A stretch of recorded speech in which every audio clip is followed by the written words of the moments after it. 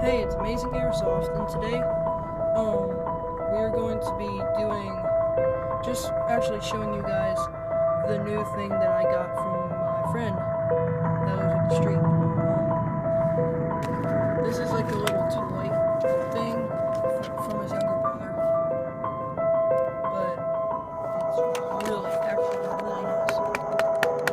It's hard, nothing can hurt it, and it fits my gun in there. And it's made for a leg firearm. And I've done it, so I'm gonna show you. I'm gonna put down my camera right now, and then I'll get it on. So, here we go.